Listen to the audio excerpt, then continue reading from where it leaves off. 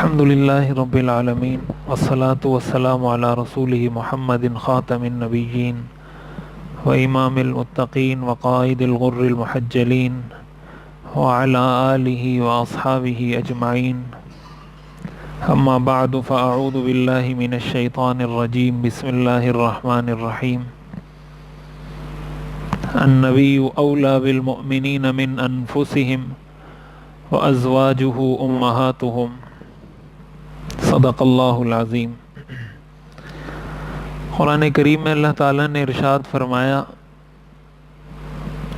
کہ نبی اور پیغمبر کا حق مومنوں پر ان کی اپنی جان سے زیادہ ہے. وَأَزْوَاجُهُ أُمَّهَاتُهُمْ اور ان کی ازواج مومنین کی مائیں ہیں. حضرت خدیجہ رضی اللہ تعالی عنہا سے حضور علیہ الصلاۃ والسلام کا نکاح کیسے ہوا تھا اور کس نے پڑھایا تھا، اس کے حوالے سے کچھ ضروری تفصیل میں نے عرض کر دی تھی پچھلے درس میں. اور جو خطبہ پڑھا گیا تھا حضور علیہ الصلاۃ والسلام کے نکاح کا، وہ بھی میں نے پڑھ کے بتایا تھا کہ اس خطبے کے ذریعے حضور علیہ الصلاۃ والسلام کا نکاح ہوا تھا حضرت خدیجہ سے، اور حضرت خدیجہ حضور کی پہلی زوجہ مطہرہ ہیں. آپ نے سب سے پہلا نکاح حضرت خدیجہ سے کیا ہے، اور جب تک حضرت خدیجہ زندہ تھی آپ نے کسی اور عورت سے نکاح نہیں کیا. آپ کے جتنے نکاح ہوئے ہیں سارے نکاح حضرت خدیجہ رضی اللہ تعالی عنہ کی وفات کے بعد ہوئے ہیں. حضور علیہ الصلاۃ والسلام کی ساری اولاد بھی حضرت خدیجہ سے تھی، سوائے حضرت ابراہیم جو حضور کے بیٹے ہیں. ان کی ولادت حضرت ماریہ رضی اللہ تعالی عنہ کے بطن سے ہوئی تھی. اس کے علاوہ حضور کی جتنی بھی اولاد ہے، آپ کی جتنی بیٹیاں ہیں، جتنے بیٹے ہیں، سب کی والدہ حضرت خدیجہ ہیں. حضرت خدیجہ سے حضور کی ساری اولاد ہیں. حضور علیہ الصلاۃ والسلام کا حضرت خدیجہ رضی اللہ تعالی عنہ نے بہت ساتھ دیا ہے، ہر مقام پر، ہر جگہ پر، ہر مشکل میں.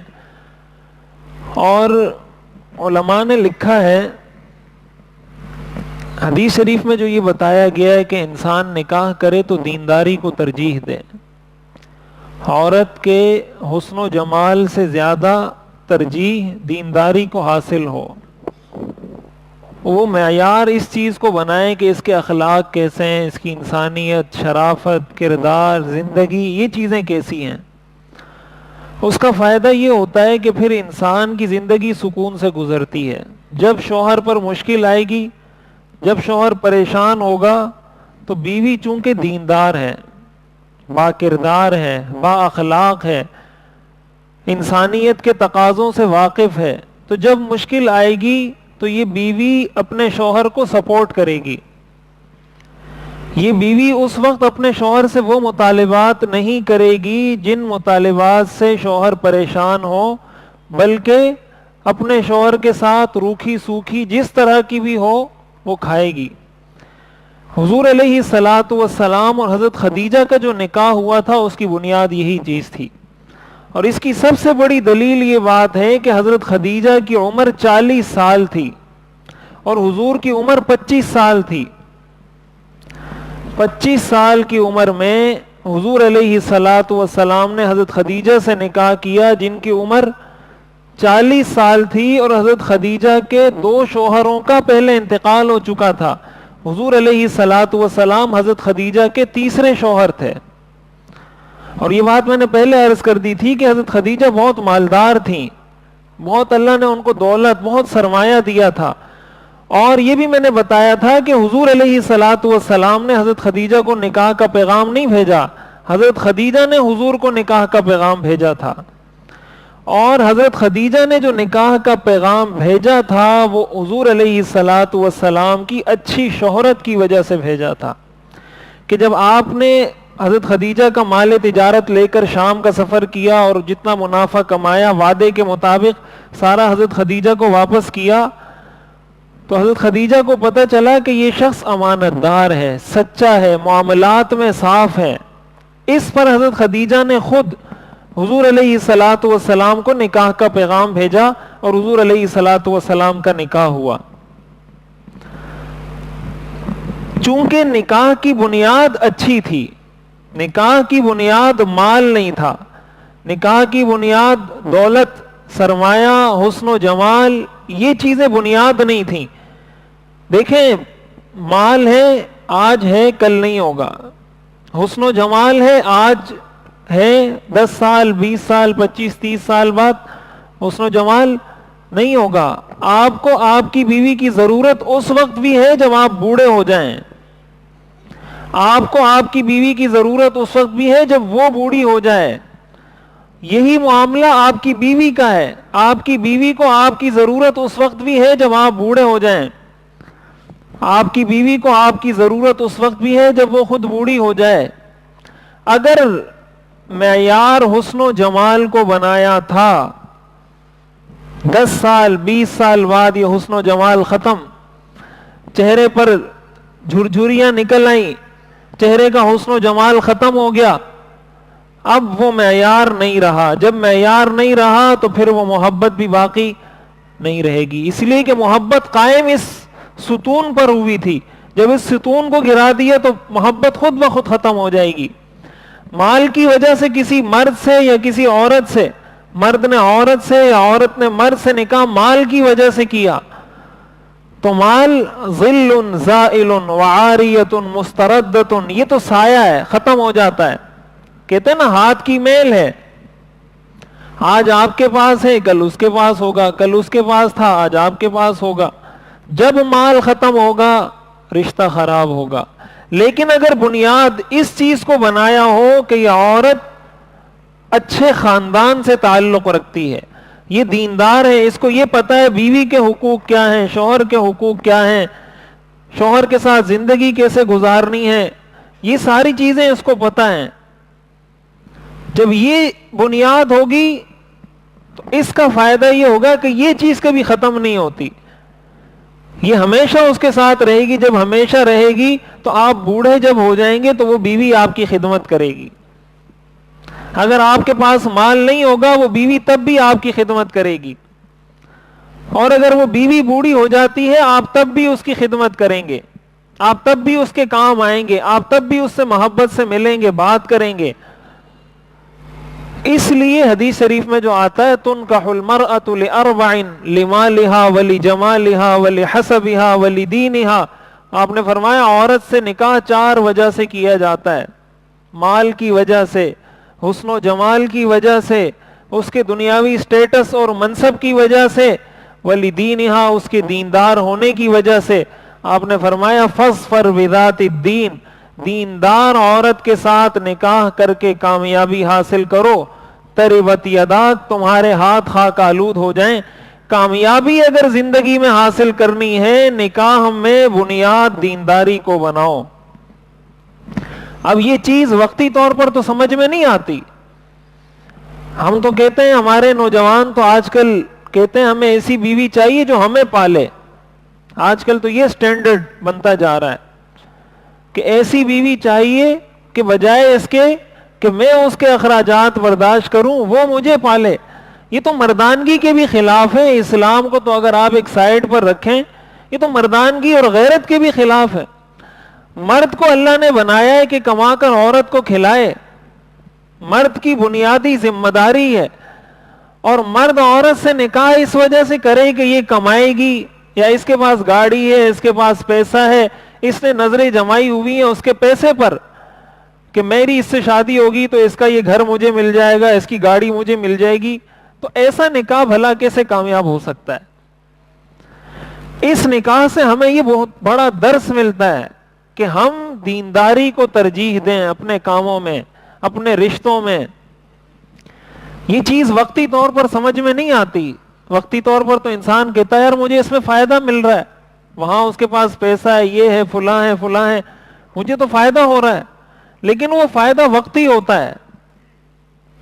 اسلام ایک مسلمان کے لیے ابدی، دائمی، ہمیشہ کے فائدے کا سوچتا ہے کہ اس کی زندگی کا یہ لمحہ بھی اچھا ہو، اس کی زندگی کے آخری ایام بھی، آخری عمر بھی اس کی اچھے طریقے سے گزرے۔ قرآن کریم میں آتا ہے لَقَدْ خَلَقْنَا الْإِنسَانَ فِي أَحْسَنِ تَقْوِيمٍ، ہم نے انسان کو اچھے پیرائے میں، اچھے انداز سے خوبصورت بنا کر پیدا کیا ہے۔ ثُمَّ رَدَدْنَاهُ أَسْفَلَ سَافِلِينَ، پھر ایک وقت ایسا آتا ہے کہ اللہ اسی انسان کو اسفل سافلین یعنی انتہائی ذلت کے گڑھے میں ڈال دیتا ہے۔ جب بڑھاپا اس پر آتا ہے، جب عمر اس کی زیادہ ہوتی ہے، تو پھر سارے لوگ اس سے تنگ ہونا شروع ہو جاتے ہیں۔ إِلَّا الَّذِينَ آمَنُوا وَعَمِلُوا الصَّالِحَاتِ، ہاں وہ لوگ جو ایمان لائے اور اچھے اعمال کیے، فَلَهُمْ أَجْرٌ غَيْرُ مَمْنُونَ، ان کا اجر کبھی ختم نہیں ہوتا۔ تو یہ بھی ان چیزوں میں داخل ہے کہ انسان کے معیارات جب شریعت کے مطابق ہوتے ہیں، اللہ تعالیٰ ایسے آدمی کو اسفل سافلین میں گرانے سے بچاتے ہیں۔ پھر وہ اسفل سافلین والی کیٹیگری میں نہیں آتا، پھر وہ الا الذین آمنوا وعملوا الصالحات والی کیٹیگری میں آتا ہے، جن کو اللہ تعالیٰ جب وہ اور بوڑھے ہوتے ہیں اللہ عزت کو اور بڑھا دیتا ہے۔ حاجی عبد الوہاب صاحب رحمت اللہ علیہ کا انتقال ہوا، 96 سال ان کی عمر، کتنے بوڑھے تھے۔ آپ کیا سمجھتے ہیں دنیا میں اتنی عزت، اتنی شہرت، اتنا مقام، اتنا مرتبہ اس عمر میں کسی ایک عام بوڑھے کو مل سکتا ہے؟ یہی ہوتا ہے نا، نارمل طریقہ تو یہی ہے، عموماً تو یہی ہوتا ہے کہ جیسے جیسے انسان بوڑھا ہوتا ہے پھر گھر والے بھی کہتے ہیں کہ یار یہ بھی تنگ کر رہا ہے، یہ کرنا نہیں چاہیے۔ میں یہ نہیں کہہ رہا کہ یہ اچھا کرتے ہیں، غلط ہے، لیکن ایک بتا رہا ہوں ایک جو ہوتا ہے معاشرے میں۔ لیکن ایک دیندار آدمی جیسے جیسے بوڑھا ہوتا ہے اس کی عزت اور بڑھتی جاتی ہے۔ جتنا وہ بوڑھا ہوگا، جتنا وہ سینئر ہوگا، اتنی اس کی عزت زیادہ ہوگی، اتنا اس کا اللہ تعالیٰ ساری چیزوں میں اس کو برکت اور اضافہ عطا فرماتے ہیں۔ یہ تو اللہ دکھاتا ہے ہمیں۔ آپ دیکھ لیں، اب ان کے جنازے کے لیے ظہر سے لوگ آنا شروع ہوئے ہیں، ظہر کے بعد سے، اور ابھی تک، آج ابھی مغرب کے بعد جنازہ تھا تو پتہ نہیں کتنے لاکھوں لوگ اس میں پہنچ جائیں گے۔ تو کیا یہ عزت یہ کم ہے؟ یہ اللہ نے کس وجہ سے دی؟ وہ بھی کوئی گریجویشن انہوں نے کی تھی، سارا اسکول انہوں نے پڑھا ہوا تھا، یونیورسٹی کی تعلیم انہوں نے حاصل کی ہوئی تھی، لیکن اپنی زندگی کو وقف کر دیا شریعت دین کے لیے، دین کی خدمت کے لیے، امت کی خدمت کے لیے وقف کر دیا اپنی زندگی کو۔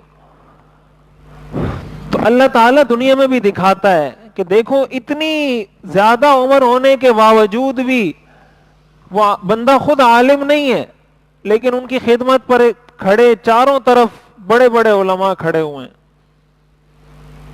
چاروں طرف خدمت کرنے والے علماء ہیں، اور ہر آدمی اس بات کو اپنی سعادت سمجھتا ہے کہ کاش مجھے ایک دفعہ ان کی خدمت کا موقع مل جائے۔ یہ حقیقت ہے یا نہیں؟ ہم اپنی آنکھوں سے یہ چیز دیکھتے ہیں یا نہیں دیکھتے؟ تو یہ عزت اللہ نے کس وجہ سے دی ہے؟ کیا ان کے حسن و جمال کی وجہ سے دی تھی؟ ان کے پیسے کی وجہ سے دی تھی؟ ان کے پاس مال زیادہ تھا؟ ان کے بنگلے زیادہ تھے؟ آخر کیا ریزن کیا ہے؟ وجہ کیا ہے؟ ایک دین پر عمل، امت کا غم، شریعت پر عمل کرنے کی کوشش، اپنی زندگی کو شریعت کے مطابق بنانے کی کوشش، یہ وہ چیز ہے۔ ثم رددناہ اسفل سافلین، اس سے اللہ تعالیٰ اس کو بچاتے ہیں، الا الذین آمنوا والی کیٹیگری میں داخل کر دیتے ہیں کہ وہ بوڑھا ہو کر بھی اللہ تعالیٰ اس کو وہ عزتیں عطا کرتے ہیں جو نوجوان کو بھی کسی کو نہیں مل سکتی۔ تو میں یہ عرض کر رہا تھا اپنے معیارات ہم تبدیل کریں۔ جب اپنے معیار کو تبدیل کریں گے ہمیں خود زندگی میں عزت حاصل ہوگی۔ وقتی طور پر مشکل کا آنا الگ بات ہوتی ہے۔ دیکھیں جب آپ محنت کرتے ہیں، مزدوری کرتے ہیں، کمپنی میں جاب کرتے ہیں، صبح آپ جاتے ہیں، رات کو تھکے ہوئے آتے ہیں، روز کا معمول ہے، تو اب جاتے ہوئے تو انسان کو مشکل ہوتی ہے، تکلیف ہوتی ہے یار، روز صبح جاؤ وہاں پہ کام کرو، پھر شام کو آؤ، پھر صبح جاؤ، پھر شام کو آؤ، بہت سارے کام آپ کے ہوتے ہیں، آپ کہتے ہیں نہیں یار میں یہاں نہیں آ سکتا، میں نے کمپنی جانا ہے، میں یہاں نہیں آ سکتا، میں نے دکان پہ جانا ہے، سارے کام آپ کے ادھر ادھر، وہ کام آپ کر رہے ہیں، حالانکہ مشقت ہے. کیوں مشقت آپ برداشت کر رہے ہیں؟ آپ کی نظر میں ایک ہدف ہے کہ جب مہینہ ختم ہوگا تو مجھے اس کا صلہ ملے گا، مجھے اس کا نتیجہ ملے گا. وہ ایک مہینے کے بعد آپ نے نظر میں رکھا ہوا ہے اس تنخواہ کو، اس تنخواہ کی وجہ سے آپ کسی کی شادی چھوڑ رہے ہیں، کسی کے غم میں شرکت کو چھوڑ رہے ہیں، کبھی بھائی بیمار ہے اس کو چھوڑ کے کمپنی جا رہے ہیں، کبھی کوئی مسئلہ ہے اس کو چھوڑ کے جا رہے ہیں. کیوں؟ وہ ٹاسک ہے سامنے، ہدف ہے کہ مہینے کے آخر میں اتنی سیلری لینی ہے.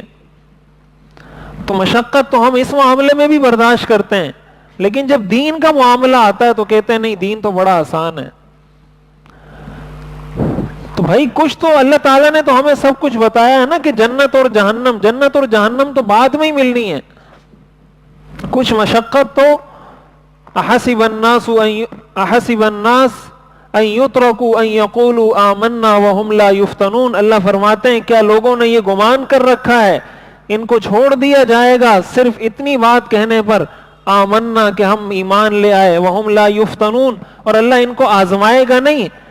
اللہ فرماتے ہیں وَلَقَدْ فَتَنَّ الَّذِينَ مِن قَبْلِهِمْ، ہم نے تم سے پہلے لوگوں کو بھی آزمایا ہے. فَلَيَعْلَمَنَّ اللَّهُ الَّذِينَ صَدَقُوا وَلَيَعْلَمَنَّ الْكَاذِبِينَ، تاکہ اللہ لوگوں کو بتا دیں یہ سچے ہیں یہ جھوٹے ہیں، یہ اپنے ایمان کے دعوے میں سچے ہیں یہ اپنے ایمان کے دعوے میں جھوٹے ہیں. اللہ دنیا کو دکھانا چاہتا ہے. حضور علیہ الصلوۃ والسلام نے نکاح دینداری کی بنیاد پر کیا تو حضور علیہ الصلوۃ والسلام کو دنیا بھی ملی، آپ کو دنیا بھی ملی. حضرت خدیجہ کے پاس اتنا سرمایہ اتنا مال تھا، تو وہ سرمایہ وہ سارا مال تو حضور علیہ الصلوۃ والسلام کو بغیر اس پر نظر رکھے حضور علیہ الصلوۃ والسلام کی وہ زوجہ بن گئی، لیکن معیار دینداری تھی. تو اس کا یہ مطلب نہیں کہ اگر کوئی دیندار عورت مالدار ہے تو اس سے نکاح اس وجہ سے نہ کیا جائے کہ یہ مالدار ہے، یہ مطلب نہیں ہے. دیندار ہو اس میں آپ حسن کو بھی دیکھیں، مالداری پیسہ ساری چیزیں اگر ثانوی حیثیت میں اس کو دیکھا جائے یا اس پر نظر رکھی جائے وہ ایک الگ چیز ہے.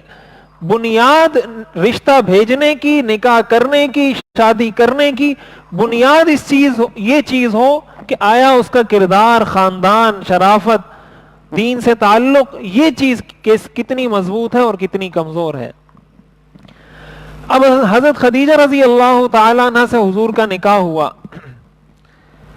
تو پھر حضرت خدیجہ نے، امام غزالی رحمۃ اللہ علیہ نے لکھا ہے کہ یہ جو کہا جاتا ہے کہ ایک کامیاب مرد کے پیچھے کوئی کامیاب عورت ہوا کرتی ہے، کامیاب مرد کے پیچھے کسی عورت کی محنت ہوا کرتی ہے.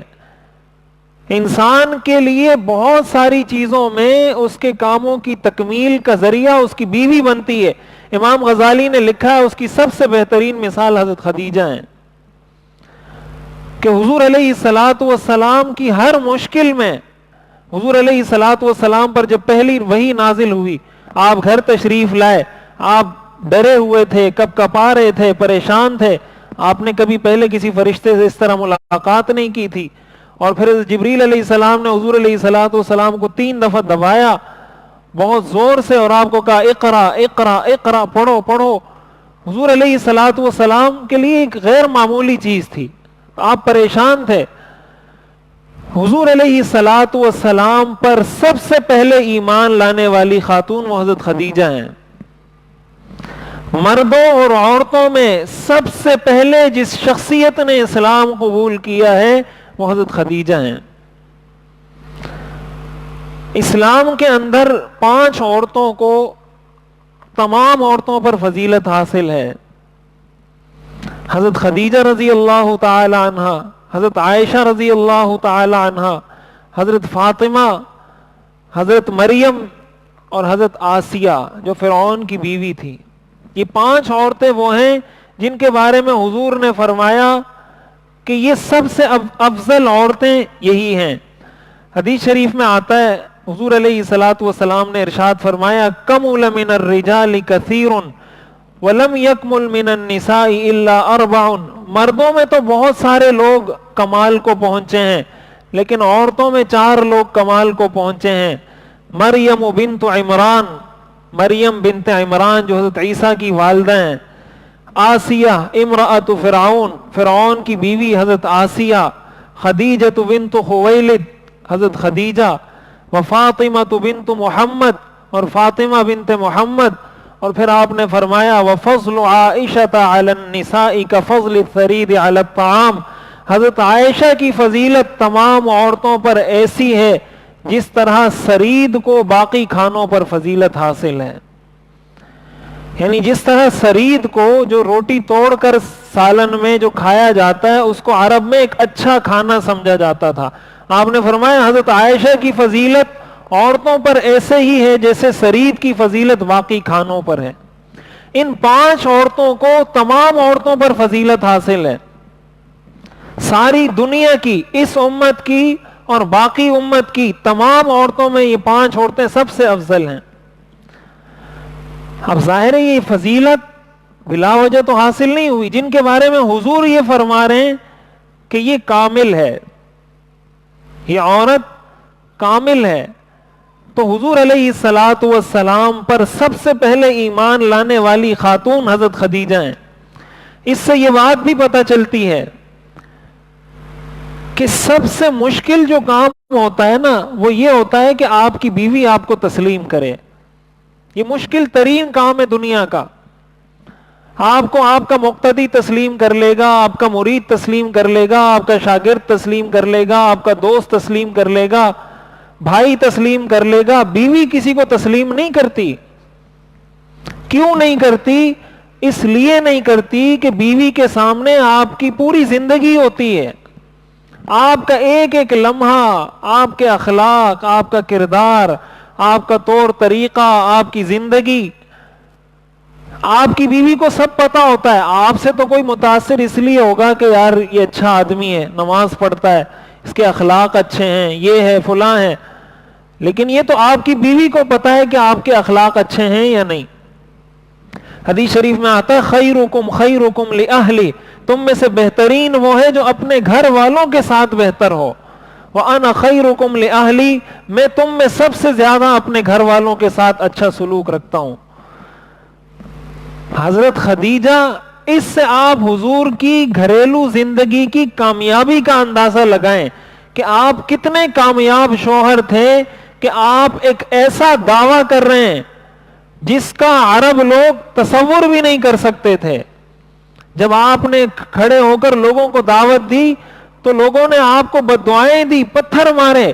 ایک ایسا دعویٰ لا الہ الا اللہ، عرب کے لیے یہ دعویٰ کسی پہاڑ کے گرائے جانے سے کم نہیں تھا کہ آپ کسی کے سر پہ پہاڑ گرا دیں کہ وہ ساری زندگی بتوں کی عبادت کرتے رہے. ایک آدمی کھڑے ہو کر کہتا ہے لا الہ الا اللہ، کہ یہ سارے بت کسی کام کے نہیں، اللہ ایک ہے. ایسے ماحول میں جب کسی کو پتا نہیں، سب سے پہلے ایمان حضرت خدیجہ نے اسلام قبول کیا. اس سے پتا چلتا ہے کہ آپ کتنے کامیاب شوہر تھے، آپ کی گھریلو زندگی کتنی کمال کی تھی کہ آپ کی زبان سے جملے کا نکلنا تھا اور حضرت خدیجہ کا ایمان لانا تھا.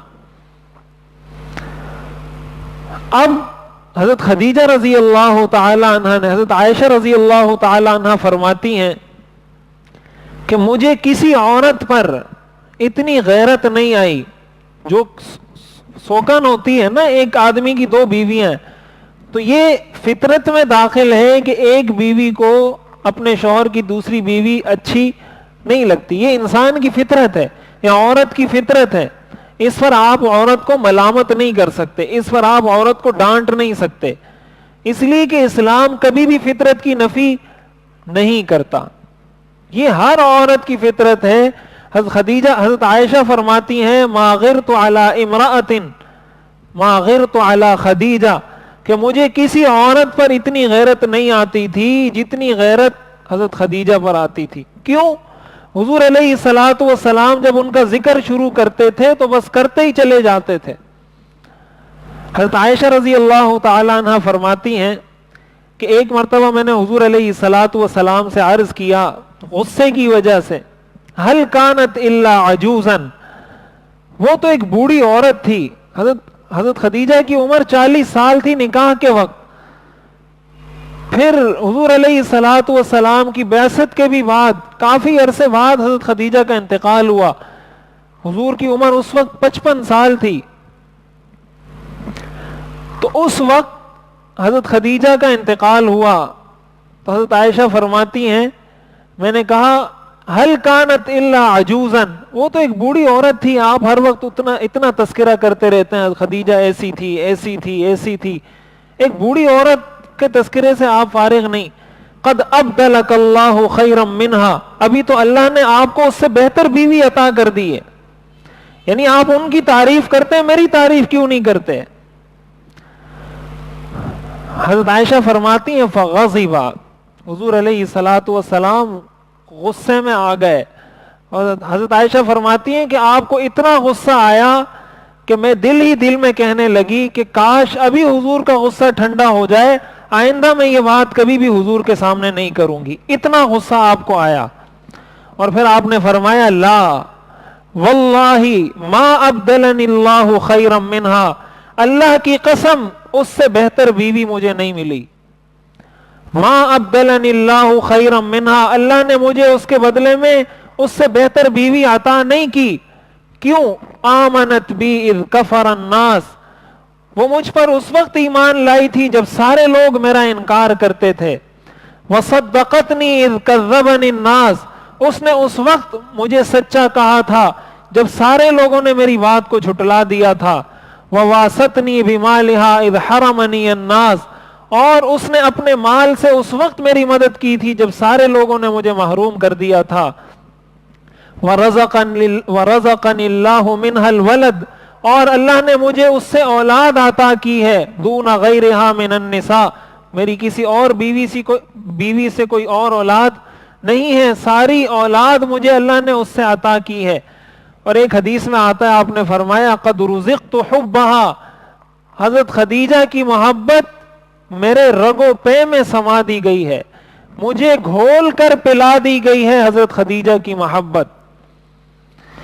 یہ حضور علیہ الصلوۃ والسلام کی محبت تھی اپنی بیوی سے، حضرت خدیجہ سے. اور آپ فرما رہے رزقت حبہا، مجھے اس کی محبت بطور رزق کھلا دی گئی ہے. یعنی اس کی محبت کبھی میرے جسم سے مجھ سے جدا نہیں ہو سکتی. اب اس سے ایک بات یہ بھی پتہ چلتی ہے کہ جب کوئی شخص آپ کے ساتھ وفا کرتا ہے، آپ کے ساتھ دوستی نبھاتا ہے، آپ کے ساتھ رشتہ نبھاتا ہے، شریعت یہ کہتی ہے کہ آپ بھی پھر اس کے ساتھ دوستی نبھائیں، جس کو وفاداری کہا جاتا ہے، کوئی بھی اس کو نام دے دیں آپ. حضور علیہ الصلوۃ والسلام کے اندر یہ صفت اعلیٰ درجے کی تھی. ایسا نہیں ہے، ہم لوگوں سے تو یہ چاہتے ہیں کہ یار یہ میری خدمت کرے، یہ میری تعریف کرے، یہ میرے ساتھ تعاون کرے، یہ جو ہے نا بس ہر جگہ یہ میرے کام آئے اور بس میں بیٹھ کر اس کے مدد، اس کے تعاون اور ان چیزوں کو حاصل کرتا رہوں. شریعت یہ کہتی ہے کہ یہ جو معاملہ ہے یہ دونوں طرف سے ہونا چاہیے. هل جزاء الاحسان الا الاحسان، احسان کا بدلہ احسان ہے. آپ کے ساتھ کسی نے احسان کیا، آپ کی ذمہ داری ہے کہ آپ بھی احسان کریں. حدیث شریف میں آتا ہے من صنع الیکم معروفا فکافئوہ، جو تمہارے ساتھ احسان کرے اس کو بدلہ دو. فإن لم تجدوا ما تكافئوا به فادعوا له، اگر تمہیں کچھ میسر نہیں جس سے تم احسان کا بدلہ دے سکو، کم از کم اس کے لیے دعا کرو. اور دعا اس وقت تک کرتے رہو جب تک تمہیں یہ یقین نہ ہو جائے کہ میں نے اس دعا کے ذریعے اس کا بدلہ ادا کر دیا ہے. یہ ذمہ داری ہے. دینے والے کو، احسان کرنے والے کو شریعت یہ کہتی ہے کہ آپ احسان کر کے بھول جاؤ، نیکی کرو اور دریا میں ڈال دو. نیکی کرنے والے کو یہ درس نہیں ہے کہ وہ یہ امید رکھے کہ یہ میرا شکریہ ادا کرے، یہ مجھے بدلہ دے. نیکی کرنے والے کو درس انما نطعمکم لوجہ اللہ، لا نريد منکم جزاء ولا شکورا، ہم تمہیں اللہ کے لیے کھلاتے ہیں، لا نريد منکم جزاء، نہ تو مجھے بدلہ چاہیے، ولا شکورا، نہ مجھے شکریہ چاہیے۔ کھلانے والے کا، احسان کرنے والے کو یہ درس ہے اللہ کا، لیکن جس پر احسان کیا جا رہا ہے اس کو یہ درس ہے کہ احسان کرنے والے کے احسان کا بدلہ دو۔ اور احسان کرنے والا شخص صرف باہر کا نہیں ہوتا، بیوی بھی احسان کرتی ہے۔ یہ تو ہمارے تصور میں بھی نہیں آتا کہ بیوی بھی میرے ساتھ احسان کر سکتی ہے۔ ہمارے تصور میں تو یہ بات بیٹھی ہوئی ہے کہ ہمیشہ شوہر ہی بیوی پر احسان کرتا ہے۔ یہ تو ہمارے وہم و خیال میں بھی نہیں آتا کہ بیوی اور شوہر پر احسان۔ بھائی بیوی کا احسان یہ نہیں ہے کہ وہ آپ کو کما کر پیسے لا کر دے، بیوی کا احسان یہ ہے کہ وہ آپ کی خدمت کرے، بیوی کا احسان یہ ہے کہ وہ آپ کی زندگی اچھے طریقے سے گزارنے کا اور گزرنے کا ذریعہ بنے، بیوی کا احسان یہ ہے کہ مشکل وقت میں وہ آپ کے ساتھ کھڑی ہو، بیوی کا احسان یہ ہے کہ وہ آپ کے اس موڑ پر، اس جگہ پر کام آئے جس جگہ پر آپ کو اس اپنی بیوی کی ضرورت ہو۔ یہ اس بیوی کا آپ پر احسان ہے۔ جب احسان ہے تو آپ جس طرح دوسرے محسن کا شکریہ ادا کرتے ہیں، اپنی بیوی کا بھی شکریہ ادا کریں گے۔ حدیث شریف میں آتا ہے حضور علیہ الصلوۃ والسلام کے ہاں جب کوئی اچھی چیز کھانے کی پکتی تھی، حضور علیہ الصلوۃ والسلام حضرت خدیجہ کی سہیلیوں کے لیے اس کھانے میں سے بھیجا کرتے تھے۔ حضرت خدیجہ کا تو انتقال ہو گیا تھا، لیکن جب کوئی اچھی چیز گھر میں پکتی تھی سب سے پہلے آپ کہتے تھے بھائی یہ حضرت خدیجہ کی سہیلیوں کو دے کر آ جاؤ۔ صرف حضرت خدیجہ کی محبت کی وجہ سے کہ اس نے میری زندگی میں میرے ساتھ قدم بقدم تعاون کیا ہے ایک بیوی کی حیثیت سے، اب میری ذمہ داری ہے کہ ساری زندگی اس کے احسان کو میں نہ بھلاؤں۔ تو ہم بھی ہمیشہ بیویوں سے شکوے شکایت تو کرتے رہتے ہیں، بیوی ایسی ہے، یہ مسئلہ ہے، وہ مسئلہ ہے، تو اس کی بہت ساری نیکیوں پر ہم مٹی ڈال دیتے ہیں، اس کی ایک برائی کو ہم اتنا ہائی لائٹ کرتے ہیں، اتنا اس کو واضح کرتے ہیں، اتنا اس کو ابھارتے ہیں کہ شاید اس میں اس برائی کے علاوہ کوئی نیکی پائی نہیں جاتی۔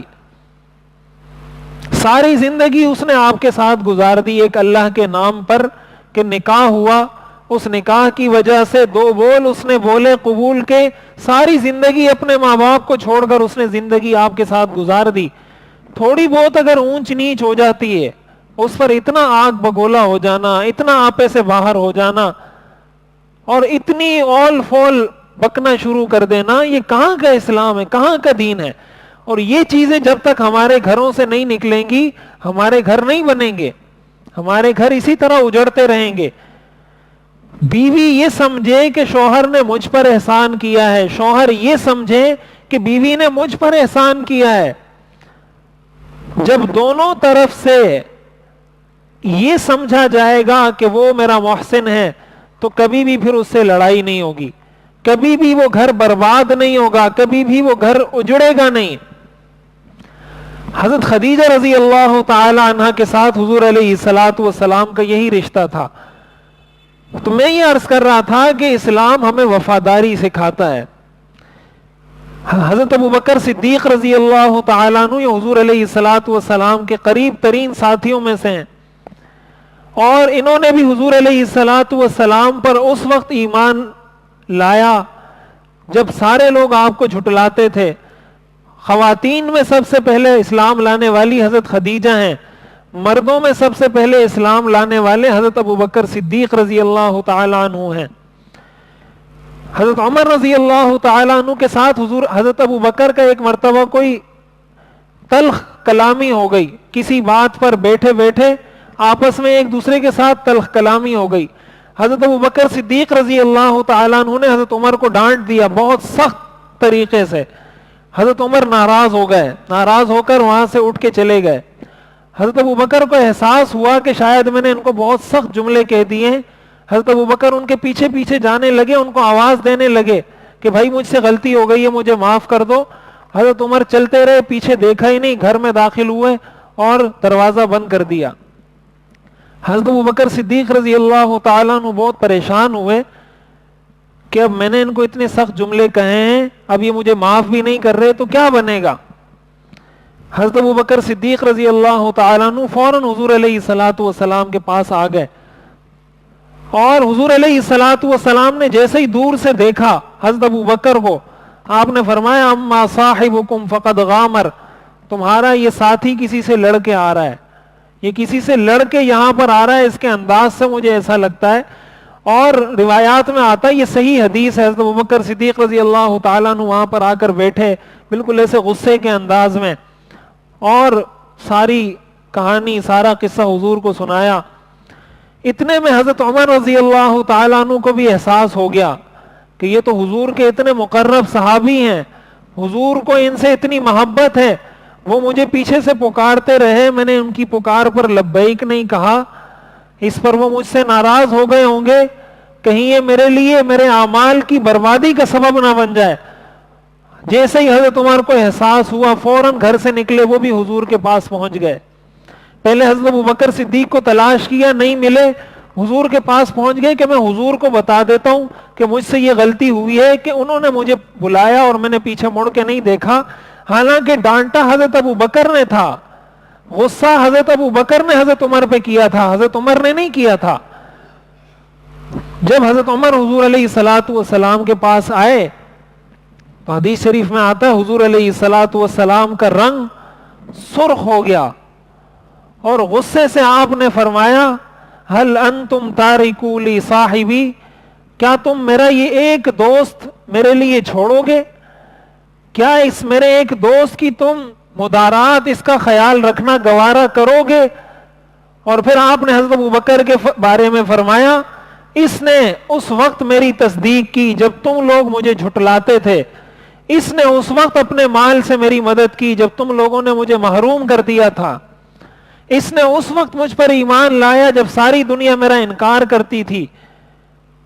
حضرت ابوبکر فرماتے ہیں حضور اتنا غصہ ہوئے کہ میں بار بار حضور کو کہنے لگا انا کنت ازلم، یا رسول اللہ میں نے ظلم کیا، انہوں نے نہیں کیا، میں نے ظلم کیا، انہوں نے نہیں کیا، آپ مجھے ڈانٹیں، ان کو نہ ڈانٹیں۔ وہ کہہ رہے ہیں میں بار بار حضور سے یہ کہہ رہا ہوں، حضور علیہ الصلوۃ والسلام حضرت عمر کو ڈانٹ رہے ہیں، صرف کس وجہ سے؟ وفاداری کی وجہ سے۔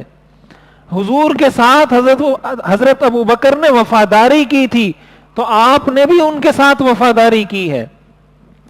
جب فتح مکہ ہوا، حضور علیہ الصلوۃ والسلام تشریف لائے، حضرت ابوبکر صدیق رضی اللہ تعالیٰ عنہ کے والد ابو قحافہ وہ کافر تھے، اس وقت ان کے دل میں آیا کہ میں اسلام قبول کروں۔ حضرت ابوبکر صدیق رضی اللہ تعالیٰ عنہ اپنے والد کو لے کر حضور کی خدمت میں حاضر ہوئے کہ یا رسول اللہ یہ میرے والد ہیں اور اسلام قبول کرنا چاہتے ہیں۔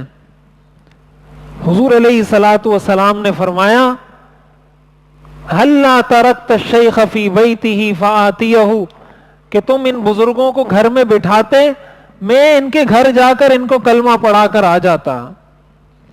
حضرت ابوبکر نے فرمایا ہوا احق، ان کا حق بنتا ہے کہ آپ کے پاس آئیں، آپ کا حق نہیں بنتا کہ آپ ان کے پاس جائیں۔ حضور نے یہ کیوں فرمایا کہ آپ ان کو گھر میں چھوڑتے، میں ان کے پاس گھر میں جاتا؟ یہ آپ نے وفاداری کی وجہ سے فرمایا کہ اس نے میرا اتنا ساتھ دیا ہے، اس وفاداری کا یہ تقاضا ہے کہ اس کے والد نے اگر اسلام قبول کرنا ہے تو میں اس کے گھر جا کر کلمہ پڑھا کر آؤں۔ حضور نے یہ نہیں فرمایا میں پیغمبر ہوں، میں رسول ہوں، میں پیر ہوں، میں مرشد ہوں، میں مفتی ہوں، میں قاضی ہوں، میں حکمران ہوں، یہ نہیں فرمایا۔ آپ مفتی، قاضی، پیغمبر، حکمران تھے، لیکن حضرت ابوبکر کے ساتھ آپ کا رشتہ کچھ اور تھا، آپ کا ان کے ساتھ رشتہ ایک دوستی کا تھا، تو آپ نے اس دوستی کی اتنی لاج رکھی، اتنا خیال رکھا۔ ہم بھی ذرا اپنی زندگی میں ان چیزوں کو دیکھیں۔ اخلاق کا لفظ تو بڑا اچھا ہے، اچھے اخلاق، اچھے اخلاق، اچھے اخلاق۔ اچھے اخلاق کسی بلا کا نام نہیں ہے، اچھے اخلاق انہی چیزوں کو کہا جاتا ہے، یہی چیزیں ہیں، اور یہ چیزیں جب معاشرے میں آتی ہیں تو نفرتیں ختم ہوتی ہیں۔ تو ہم اپنی زندگی کے اندر اس سے ہمیں یہ درس ملتا ہے حضرت خدیجہ کے تذکرے سے کہ حضور علیہ الصلوۃ والسلام بار بار ان کا تذکرہ کر رہے ہیں. ہمارے معاشرے میں تو کوئی اپنی بیوی کا اچھے الفاظ سے تذکرہ کرے تو کہتے ہیں یہ بیوی کا غلام بن گیا, یہ رن مرید ہے.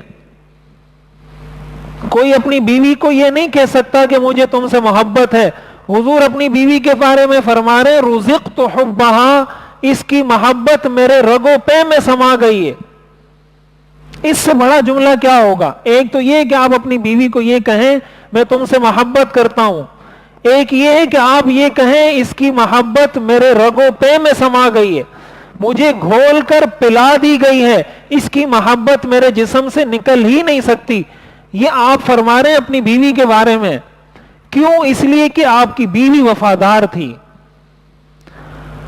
ہم اپنے گھروں کے اندر اس چیز کو تھوڑا اس کی امپلیمنٹیشن کر کے دیکھیں. آپ دیکھیں محبتیں پیدا ہوں گی یا نہیں. 50 سال زندگی لوگوں کی گزر جاتی ہے, ایک تعریف کا جملہ کوئی بیوی اپنے شوہر کے منہ سے نہیں سنتی. حضرت ڈاکٹر عبدالحی عارفی رحمۃ اللہ علیہ, وہ ایک مرتبہ, یہ واقعہ میں نے حضرت مفتی محمد تقی عثمانی صاحب دامت برکاتہم سے سنا. وہ فرماتے ہیں کہ حضرت ڈاکٹر عبدالحی عارفی صاحب رحمۃ اللہ علیہ ایک مرتبہ اپنے کسی مرید کے گھر تشریف لے گئے. انہوں نے دعوت کی تھی اور کہا کہ حضرت میں نے آپ کی دعوت کی, آپ آئیں. حضرت چلے گئے. جب کھانا کھایا تو اس کے بعد حضرت نے فرمایا کہ کھانا ماشاءاللہ بڑا اچھا تھا, بہت لذیذ پکایا تھا, بڑی محنت کی تھی, تعریف کی کھانے کی. تو یہ ساری بات جب کی تو ان کے جو مرید تھے ان کی گھر والی وہ رونے لگ گئیں, رونے لگی اور بہت زیادہ رونے لگی. حضرت عارفی صاحب رحمۃ اللہ علیہ فرماتے ہیں میں پریشان ہو گیا کہ میں نے تو اس کی تعریف کی ہے, کوئی خامی تو نہیں بیان کی کہ کھانا اچھا نہیں تھا, یا تو اس میں رونے کی کیا بات ہے. تو میں نے ان سے کہا کہ بھائی میں نے تو تعریف کی ہے, میں نے تو کوئی برائی بیان نہیں کی, آپ رو کیوں رہی ہیں؟ تو کہا, اس خاتون نے کہا 40 سال میرے اس شوہر کے ساتھ میرے گزر گئے, یہ جملہ ایک مرتبہ بھی میں نے اپنے شوہر کی زبان سے نہیں سنا. رونا مجھے اس بات پہ آ رہا ہے کہ 40 سال میں ایک مرتبہ بھی میرے شوہر نے مجھے یہ نہیں کہا کہ تم نے کھانا اچھا پکایا ہے. سالن میں نمک زیادہ ہو جائے پلیٹ اٹھا کے ہم دیوار پہ مار دیتے ہیں, لیکن جب سالن میں نمک زیادہ نہ ہو پھر کچھ بھی نہیں کرتے. نمک زیادہ ہے تو پلیٹ اٹھا کے پھینک دیں گے اور منہ سے پتہ نہیں کیا کیا بولتے اٹھ جائیں گے, لیکن جب اچھا پکا ہوگا کبھی تعریف نہیں کریں گے زبان سے. اور چاہتے ہم ہیں کہ ہمارے گھر اجڑے نہیں, ہماری بیوی ہم سے محبت کرے, ہماری بیوی ہمارا احترام کریں. دین کو چھوڑ کر گھر سے دین کو نکال دیں پھر آپ کا گھر بس جائے, ایسا نہیں ہو سکتا. یہ خیال است و محال است و جنون, یہ خیال تو ہو سکتا ہے, ایک تصور تو ہو سکتا ہے, ایک مفروضہ تو ہو سکتا ہے, حقیقت کا روپ کبھی بھی نہیں دھار سکتا. حضور علیہ الصلوۃ والسلام اور حضرت خدیجہ کی زندگی ہمارے لیے, یہ جو قرآن نے کہا ہے نا لقد کان لکم فی رسول اللہ اسوۃ حسنہ, اس آیت کو سامنے رکھیں. تمہارے لیے رسول اللہ کی ذات میں بہترین نمونہ ہے. وہ نمونہ یہی ہے کہ ہم حضور کی زندگی کو پڑھیں. ابھی ربیع الاول آیا ہے, سارے 12 ربیع الاول منائیں گے, 12 ربیع الاول کے بعد پھر پورا سال چھٹی. تو قرآن نے جو کہا لقد کان لکم فی رسول اللہ اسوۃ حسنہ, تو وہ 12 ربیع الاول سے اسوہ حسنہ ہمیں سمجھ آ جائے گا, ہمارا گھر اس سے ٹھیک ہو جائے گا, ہمارا کاروبار اس سے ٹھیک ہو جائے گا, ہماری گھر کی اور مارکیٹ کی اور باہر کی اور اندر کی زندگی سدھر جائے گی. سدھرے گی تو سیرت سے, اور سیرت ہی کو اسوہ حسنہ کہا گیا ہے. اگر سیرت کو نہیں اپنائیں گے, سیرت منانے کی چیز نہیں ہے, اپنانے کی چیز ہے. سیرت کو منایا نہیں جاتا, سیرت کو اپنایا جاتا ہے. آپ اگر ایک مرتبہ بھی نہیں منائیں گے لیکن زندگی حضور کی اپنا لیں گے, آپ کامیاب ہیں. اور اگر ساری زندگی مناتے رہیں، سیرت کو اپنائے نہیں، آپ کی ناکامی میں کوئی شک نہیں۔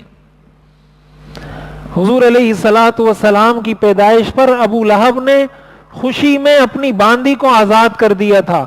جس باندی نے اس کو خبر دی تھی کہ آپ کا بھتیجا ہوا ہے، اس باندی کو ابو لہب نے خوشی میں آزاد کر دیا۔ لیکن قرآن میں کیا آتا ہے؟ تبت یدا ابی لہب وتب۔ سیرت اپنانے کی چیز ہے، اس کو اپنائیں، اور اپنائیں گے تب جب ہم سیکھیں گے، اپنے بچوں کو سکھائیں گے، تب جا کر قرآن کی اس آیت پر عمل ہو سکتا ہے۔ لقد کان لکم فی رسول اللہ اسوۃ حسنہ۔ ورنہ زبان سے ہم کہیں گے حضور علیہ الصلوۃ والسلام کے اخلاق اچھے تھے، آپ کی زندگی اچھی تھی، بس سرسری سرسری ہمیں سب کچھ پتا ہے۔ کیسی اچھی تھی، کیسے شوہر تھے آپ، کیسے تاجر تھے آپ، کیسے والد تھے آپ، کیسے عالم تھے، کیسے رہبر تھے، کیسے قائد تھے، یہ ہمیں پتہ چلے گا سیرت سے۔ اس لیے میں بھی بات بار بار کرتا ہوں کہ انسان کچھ وقت اپنی زندگی میں نکالے اس مقصد کے لیے کہ اپنی زندگی پہلے سیکھے حضور کی سیرت کو، پھر اس سیرت کو اپنائے، اور جب اس سیرت کو اپنائے گا تب جا کر اس کی زندگی میں سکون آئے گا، تب جا کر وہ یہ بات کہہ سکے گا کہ میں نے حضور کو اپنا رول ماڈل اور اپنا آئیڈیل بنایا ہے۔ وگرنہ اس کے بغیر ایسا کبھی نہیں ہو سکتا۔ ہم اپنی زندگی کے اندر، خلاصہ کلام یہ ہے، اپنی زندگی کے اندر، اپنے گھر میں جب زندگی گزارتے ہیں، اس ایک واقعے کو بھی اگر اپنے سامنے رکھیں، آپ یہ سمجھیں کہ حضور علیہ الصلوۃ والسلام شوہر، حضرت خدیجہ بیوی، بیوی حضرت خدیجہ کی سیرت کو اپنا لے، شوہر حضور علیہ الصلوۃ والسلام کی سیرت کو اپنا لے، تو بس گھر بس گیا نا، اور کیا رہ جاتا ہے بیچ میں؟ کچھ بھی نہیں رہ جاتا۔ لیکن جب اس کو یہ پتا تو ہو کہ حضرت خدیجہ کون ہے، اس کو انڈین اداکاروں کے نام تو پتہ ہیں، جتنے مرد یا جتنی عورتیں ہیں سب کے نام اس کو پتہ ہیں کہ یہ فلم اس نے بنائی ہے، یہ ڈرامہ اس نے بنایا ہے، اس میں فلاں نے اداکاری کی ہے، اس میں فلاں ہیرو ہے، اس میں فلاں ہیرو ہے، یہ سارا اس کو پتہ ہے۔ اور باہر کی لڑکیوں سے ہر آدمی اس کو اپنی محبت کا اظہار کرے گا، لیکن اپنی بیوی سے محبت کا اظہار نہیں کرے گا۔ تو عورت کو یہ چاہیے کہ کبھی وہ یہ بھی تو پڑھے کہ حضرت خدیجہ کیسی تھی، ان کی زندگی کیسی تھی۔ جب ان کی زندگی آپ کے سامنے ہوگی، اس کو اپنائیں گے، پھر سارے مسائل انشاءاللہ حل ہو جائیں گے۔ اللہ تعالی ہمیں سمجھنے اور عمل کرنے کی توفیق عطا فرمائے۔ وآخر دعوانا ان الحمدللہ رب العالمین۔ انشاءاللہ پھر اگلے ہفتے موضوع چینج ہے، اب اس کو شروع کریں گے تو پھر ختم نہیں ہوگا، تو اگلے ہفتے انشاءاللہ اس کو۔ آخر میں ایک دو باتیں حضرت حاجی عبدالوہاب صاحب رحمۃ اللہ علیہ کے حوالے سے یہ عرض کر دوں کہ دیکھیں ان کی زندگی سے ہمیں دو بڑے پیغام، دو بڑے میسج، دو چیزیں سیکھنے کو ملتی ہیں۔ پہلی چیز تو یہ کہ اس دنیا سے ہر آدمی نے جانا ہے، کسی نے بھی رہنا نہیں ہے۔ وما محمد الا رسول قد خلت من قبلہ الرسل افإن مات او قتل انقلبتم علی اعقابکم۔ محمد اللہ کے رسول ہیں بس۔ حضور علیہ الصلوۃ والسلام بھی اس دنیا سے تشریف لے گئے، سب نے جانا ہے، کل من علیہا فان۔ اس چیز کو اپنے سامنے رکھیں اور اپنی زندگی گزاریں، قبل اس کے کہ وہ وقت آ جائے کہ انسان کف افسوس ملتا رہے، پشیمان ہوتا رہے، ندامت اس کو ہوتی رہے کہ کاش میں یہ کر لیتا، کاش یہ کر لیتا، کاش یہ کر لیتا۔ اس سے قبل اپنی زندگی کو بنا لیں، ورنہ جب موت آتی ہے، موت سے چھٹکارا تو کسی کو بھی نہیں۔ جب چھٹکارا نہیں ہے تو اپنی زندگی کوشش یہ کرنی چاہیے شریعت کے مطابق بنائیں۔ ایک بہت بڑا میسج، بہت بڑا پیغام یہ ملتا ہے، کوئی بادشاہ ہو، کوئی مفتی ہو، کوئی وزیر ہو، کوئی حاکم ہو، کوئی قاضی ہو، کوئی پیغمبر ہو، سب نے مرنا ہے، سب نے بلا استثناء، سب نے مرنا ہے.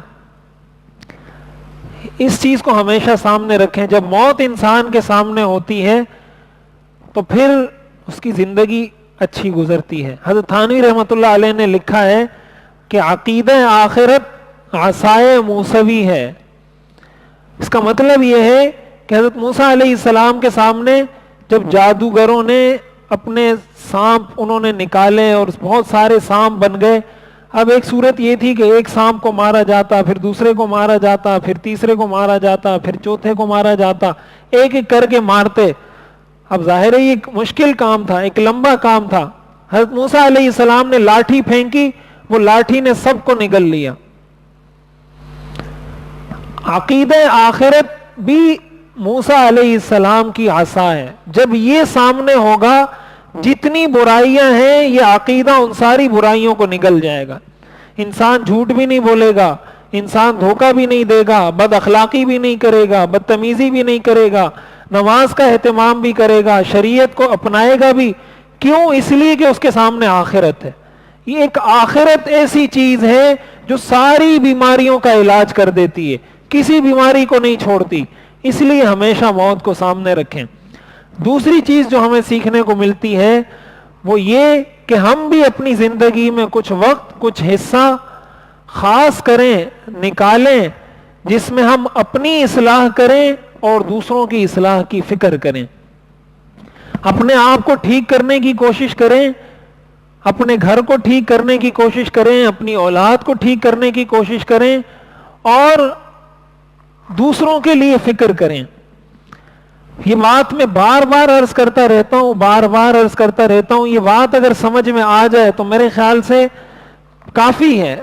وہ بات یہ ہے اپنی ذات کے حصار سے نکلیں، اپنی ذات کے حصار سے نکلیں. میں، میری گاڑی، میرا بنگلہ، میرا گھر، میرے بچے، میری اولاد، میرا پیسہ، میرا بینک بیلنس، میں اس سے نکلیں. جب تک اس چکر میں پھرتے رہیں گے اور اس چیز کا ہمیں غلام بنایا ہے ہمارے میڈیا نے اور ہمارے تعلیمی نظام نے. ہمارا تعلیمی نظام ہمیں یہ سکھاتا ہے اچھی تنخواہ لو، اچھا کماؤ، اچھا پہنو، اچھا گھر بناؤ، بچوں کو اچھی تعلیم دو، باقی کوئی مرتا ہے کوئی جیتا ہے ہماری بلا سے ہمیں کسی سے کیا پرواہ. یہ ہمارا نظام تعلیم ہمیں سکھاتا ہے. کیوں؟ اس لیے کہ اس کے ساتھ ہم نے دین کو اٹیچ نہیں کیا. یہ چیزیں دین سکھاتا ہے. تو اپنی ذات کے حصار سے نکلیں، دوسروں کا سوچیں. جب آپ دوسروں کا سوچیں گے اللہ تعالیٰ آپ کی زندگی کو بہتر کرے گا. حدیث شریف میں آتا ہے ان اسرع الدعاء اجابۃ دعوت غائب لغائب. سب سے زیادہ جلدی قبول ہونے والی دعا وہ ہوتی ہے جو ایک مسلمان دوسرے کے لیے مانگتا ہے. تو آپ کسی اور کے لیے دعا اس وقت مانگیں گے نا جب آپ اپنی ذات سے نکلیں تو صحیح. یہ جذبہ انسان میں کب پیدا ہوتا ہے کہ یا اللہ اس کی پریشانی کو ختم فرما، یا اللہ اس پر قرض ہے اس کے قرضے کو ختم فرما، یا اللہ اس کی اولاد نہیں اس کو اولاد عطا فرما. یہ آپ کب کریں گے؟ جب آپ اپنی ذات سے نکلیں گے تو وہ دعا سب سے زیادہ قبول ہوتی ہے. اور حدیث میں آتا ہے جب انسان کسی دوسرے کے لیے مانگتا ہے اللہ ایک فرشتے کو مقرر کر کے کہتے ہیں، وہ فرشتہ اس دعا پر کہتا ہے آمین ولک بمثل، کہ اللہ تمہاری اس دعا کو قبول کرے اور اللہ تمہیں بھی یہ ساری چیزیں عطا کرے. آپ کے لیے فرشتہ دعا کرتا ہے جب آپ اور کسی کے لیے دعا کرتے ہیں. دوسروں کی بھلائی کا سوچیں، دنیاوی اعتبار سے بھی دینی اعتبار سے بھی. تو ان کا جو مشن ہے اس مشن کو اپنایا جائے. جس مقصد کے لیے انہوں نے ساری زندگی وقف کی اور جس مقصد میں ساری زندگی انہوں نے گزار دی، اور آج ہم اپنی آنکھوں میں ان کو ایک کامیاب شخص کی نظر سے دیکھتے ہیں. ہم سارے یہی سمجھتے ہیں نا. آج آپ ان کا جنازہ دیکھیں گے تو پھر آپ حیران ہوں گے. اتنے بڑے بڑے لوگ، اتنے علماء، اتنے اولیاء اللہ، اتنے لوگ جنازے میں شریک ہوں، کتنی بڑی سعادت کی بات ہے. تو ہم بھی اپنی ذات سے نکلیں، کچھ وقت نکالیں. اور ان کا مشن کیا تھا؟ مشن یہی تھا تبلیغ، امت کی فکر، امت کے لیے قرآن. مولانا طارق جمیل صاحب دامت برکاتہم فرما رہے تھے، میں ان کا ایک کلپ سن رہا تھا کہ وہ لقمہ اٹھاتے تھے، پونا پونا گھنٹہ گزر جاتا تھا، لقمہ ان کے ہاتھ میں ہوتا تھا اور بات شروع کرتے تھے یہی کہ امت کا یہ مسئلہ ہے، امت کا یہ مسئلہ ہے۔ پونے گھنٹے بعد ان کو یاد آتا تھا کہ میرے ہاتھ میں لقمہ ہے، تو وہ لقمہ ان کے منہ میں جاتا تھا۔ اتنی فکر کس کی؟ اپنے بیٹے کی نہیں، اپنے بچوں کی نہیں، اپنے گھر والوں کی نہیں، بلکہ امت کی، اس شخص کی جس کو وہ جانتے بھی نہیں۔ اور یہ حضور علیہ الصلوۃ والسلام کی صفت ہے۔ اللہ تعالیٰ فرماتے ہیں لعلک باخع نفسک، آپ اپنے آپ کو ہلاکت میں ڈال رہے ہیں اس امت کی فکر میں۔ آپ اتنا ان کا غم نہ کریں، اتنی فکر نہ کریں کہ آپ اپنے آپ کو نقصان پہنچا دیں۔ ہمیں حضور کی سیرت سے یہ بھی سیکھنا ہے کہ کچھ ہم بھی دوسروں کی فکر کریں، دوسروں کا غم کریں، دوسروں کے لیے جینا سیکھیں۔